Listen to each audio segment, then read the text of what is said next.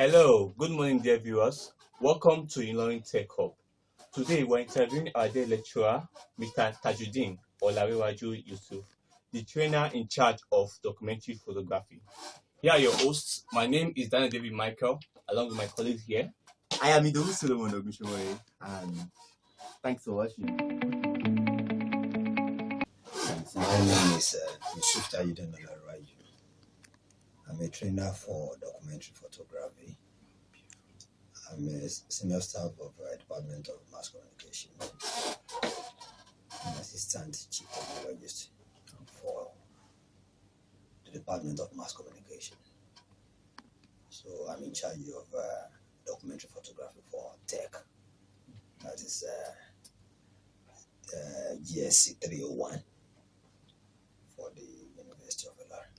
Thank you. It's an honor to be with you this morning, sir. Thank you. So, to our questions. So, as an expert in documentary photography, sir, and a professional in the media industry, can you give us an overview of documentary photography skills and the earning potential in today's creative and communication sector? Thank you. When you say documentary photography simply means to document the pictures, shots, photos for the future references. Documentary photography has so many potentials. For someone that knows how to do documentary photography, it makes so life easier for such a person, because the issue of saying that type of person will be saying is looking for a job will be out of it, because documentary photography itself is enough work that someone can rely on, and also is a very good skill that anybody that knows how to do for documentary photography has a lot of opportunities in the society. So there are so much to when you say documentary photography, because documentary photography is like a branch in the photography sector. You get it now, because we have so many aspects of photography.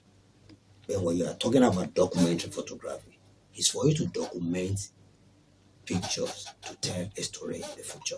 How much capital does a beginner at the University of Ilorin need to get started in documentary photography, considering the tools like camera, softwares, and other essential equipment? So, if you have to project for us, sir, how much do you think a student taking your course can need to start up documentary photography? Well, when you are talking about documentary photography, when you are talking about photography in general, is the kind of skills that is capital intensive, because we have so many equipment that you must put in place before you can say you want to go into documentary photography as a business. Take for instance, you must have your camera. Okay. The lightning is there. Yes. Okay. When you are talking about light, we have different types of light. We have soft ducts, we have ring light, we have street light, we have reflector, and so on and so forth. The tripod is there for the stability of your camera. You can't be carrying camera all around, maybe with your hands, handling camera with your hands.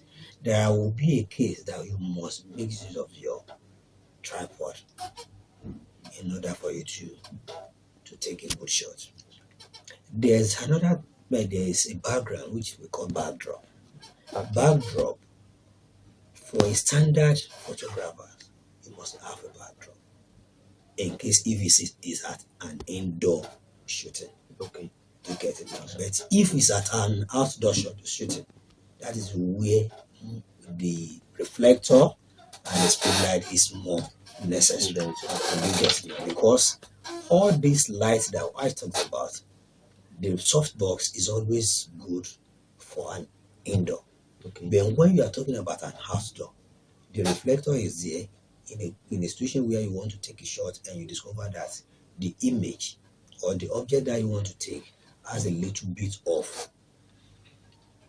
dark background. You use the reflector to correct to reflect a little bit of light into that object before you can be able to take that type of shot. So that is another equipment Expenses on that is very essential for a very good photographer to get. But now back to your question, when you are talking about beginner, as a beginner, you didn't necessarily need all this. Okay. What you need, even if you have your phone, if your phone is okay, you can start with something. When you start with your phone or having a friend that has camera, you can learn the camera from a friend. As far as he knows that you are nice, it's not that you borrow the camera, you go away with it. When you make use of the camera, immediately you come back, you remove the memory card, you copy your work, you do your editing, you return the camera to the owner. But when you didn't have that opportunity, you can still manage your phone. When you make a shot with your phone, just try and perfect whatever the error that you have there with the software. And here we go. Before you know it, you will definitely achieve something from that. So, as a beginner, you may not need much capital to start, but you need to know what you are doing and you need to know where you are going for you to be able to achieve your goals. Thank you. Oh, that's beautiful. So, just like in form of a summary for what you've said now, that truly, documentary photography is capital intensive. You look at the camera, the tripod, the light, and the likes that has been said. But as a beginner, you necessarily don't have to get all this equipment ready. You can, like our lecturer said, you can as well just go to someone who has it, your friend, borrow their cameras and their equipment, you give them back, or even though it is for rentage. And if you have a very good phone as well, it can go a long way. So please don't keep that excuse of I don't have equipment. So thank you very much, sir, for that particular response. It's beautiful, sir. So the next question here is, for someone just starting out documentary photography, what's the typical any range they can expect within the first few months of the practice? They are just starting up. So starting up, it all depends. Okay. When you are talking about starting up, even not in the photography alone, in all aspects of our life, everything depends on who you know, the connection, your work.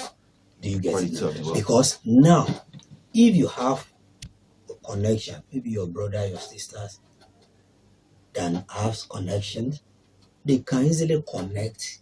I have brother that is into photography. Please let him come and take. Yes. Do you get it? If you do the first work and the people in charge see that this guy really take a very good shot, from there they will definitely recommend you to another person in which from there, before you know it, you become a star in the industry. Do you get it now? So it all depends on, let's say, the connection, who you know, because we may have some that we say, okay, from now to in the next 5-6 months, I should be able to get 1 million, 2 million, for me to be able to get my camera, for me to be able to get all the necessary things that is needed. But remember that in photography, photography work as a team. Do you get it now? Yes. Because only you cannot be saying, okay, you want to handle camera, you want to do the lighting, you want to do this. But that is not for the beginner. You are talking about the beginner here now. Do you get it now? So as a beginner, you can earn as low as much as, let's say, if you're unable to get work every weekend, let's say every Saturday you get work, and we have 4 Saturdays in a month, at least to start off with, If you can be able to get, okay, I get 50,000 this week, I get 50,000 next week. Next week. For the period of that 1 month, that will be 200,000 naira. After you remove your expense, at least there is no how you know at the end of the day get like 100,000 kg as your own profit, Yes. in which is going to go a long way for you to save for all the necessary things that you really need. In the experience, is it possible for a beginner to start any while learning documentary photography, or does one need to attain mastery before becoming profitable? If the beginner know what he's doing, your master took you out this week for a program, and you get there, you met a lot of people that you even know. This is my boss. I follow you to come and shoot. Please, this is my card in case you need my service. You get it. That does not necessarily mean that you must wait till you Become a master. before you can practice what you are learning. Mm. I don't know, maybe you get it. Yes. The only thing is that all the fundamental areas that a trainee must know, you must make sure that you know it. What are we talking about? You can't say, okay, you are a beginner and you just carry camera and you started shooting. You started taking a shot. It doesn't work that way, because there are a lot of things that guide what to shoot, what type of picture to take, at when and where. You get it now? What type of picture to take? At when? Where and when. Do you get it now? Because if you are learning something and you didn't, what you are learning doesn't reflect in your work, that means you are not learning anything. You get it now? Yes. Take for instance, you follow your guy to a wedding ceremony, and in this type of wedding ceremony, you discover that you want to take a shot of more than 2, 3, 4 people at once, and you go and put your camera in a portrait shape. Do you get it now? There is no way it's going to cover the exact that you needed. You get it now? So all this, you must know it. What type of shot that is necessary for me to take in this area, because like I do discuss with my students, there are 5 fundamental shots that a photographer or a photographer student must be able to take. Because there is no how you will have a work to do with these 5 shots. What are the shots? Number 1, extremely close-up shot is called ECU. ECU only pick a particular area in an object. You get it now? There is another shot we call medium shot. Medium shot is a shot that takes care of our head to the medium of our body, your bed size. There's another one we call close-up shot. Our close-up shot is what people used to call passport photograph, because it's from your head to your second button. It's your passport size. So there is full shot, there is wide shot. The difference between the wide shot and the full shot is that one fills the frame while the other does not. So all these things must be put into consideration for any beginner to make sure that he master all this before he said he want to pick camera and start working, because not because of anything, but purposely because he want to earn something from the photography. If not, he will be taken out. Before he knows it, people will be saying, this one doesn't know anything. Yeah. I think that is a major part of it, because if I give somebody the work and couldn't deliver, I would not be able to say I want to recommend the person for another event. So, and in the case of a beginner who is truly learning what the Oga is taking, he doesn't have to finish training before he can start getting professional even with what he's doing, even as a beginner. From your perspective, sir, as a lecturer and a broadcast journalist, what is the current demand of documentary photography skill, and are there specific niche within the field? For example, journalism, wedding documentary, or the likes. Are there specifics that is more profitable that we need to know about? Let me tell you this. As far as we keep having ceremony, there is no way documentary photography will not exist.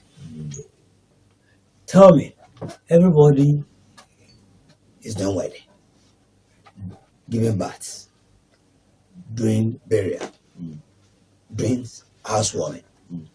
All this combining together is what we do on our daily basis as far as this environment is concerned. You get it now. You cannot tell me that every weekend you don't get somewhere to go like that. I have wedding. I have naming ceremony. I have this. I have that. So as far as we keep getting all this, documentary photography keep existing, because you all like to let your unborn child see your wedding picture. When I saw my friends, Do you get it now? Yes. Oh, when you get children, you say, "Oh, come, children, come. Yeah, come and look at my wedding picture of me and your mommy. Oh, see, this is grandpa, this is grandma. Oh, they all died, but at least this one is still alive." The children will definitely know what they did not see physically. Yeah. Through what? Through the documentary photography that you have. Wow. At least you show them, for them to realize that, look at, this is the portrait of your grandma. This is the portrait of my dad. Do you get it now? So from all this, your children will definitely know what they didn't see physically. So there is no how you say for documentary photography will not exist, except if we didn't have any ceremony to do again. It's not And possible. may God forbid that. It's not possible. So it's not possible. Yeah. So that is that. Thank you very much, sir. So, That's awesome. Like personally, I feel like even if there is no going to be ceremony anywhere, not in Nigeria, we like fun in Nigeria, and any small thing wants to do ceremony, and it's good that we are keeping those pictures. In fact, the day I saw my grandpa in a frame, I was very happy because I didn't get to know him physically. So that's beautiful, sir. All right, that will be all for this session, and we are going on a commercial break. So